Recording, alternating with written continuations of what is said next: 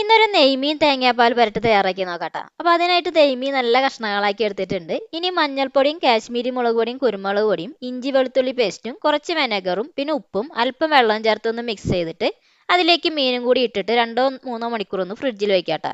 ഇനി പാത്രത്തിലേക്ക് വെളിച്ചെണ്ണ ഒഴിച്ചിട്ട് മീൻ കഷ്ണങ്ങൾ ഓരോന്നായി ഇട്ട് കൊടുത്തൊന്ന് ഫ്രൈ ചെയ്തെടുക്കുന്നുണ്ട്. ഇനി മസാല തയ്യാറാക്കാനായിട്ട് ഫ്രൈ ചെയ്ത എണ്ണയിലേക്ക് കുറച്ച് എണ്ണയും കൂടി ഒഴിച്ചിട്ട് ഇഞ്ചി വെളുത്തുള്ളിയും പച്ചമുളകും പിന്നെ കറിവേപ്പിലയും ചെറുള്ളിയും അതുപോലെ തന്നെ സവാളയും ഉപ്പ് ഇട്ടിട്ട് നന്നായിട്ട് തന്നെ ഒന്ന് വഴറ്റിയെടുക്കാട്ടെ.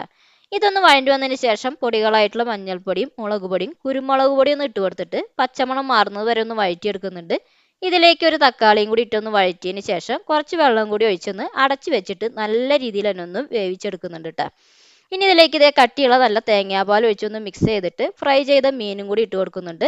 അതും കൂടി ഇട്ട് നന്നായിട്ടൊന്ന് മിക്സ് ചെയ്തതിന് ശേഷം കുറച്ച് വെള്ളം കൂടിയും ചേർത്ത് ഒന്ന് അടച്ചു വെച്ച് ലോ ഫ്ലെയിമിൽ ഒന്ന് വേവിച്ച് കറിവേപ്പിലയും കൂടി ചേർത്താൽ നെയ്മീൻ തേങ്ങാപ്പാൽ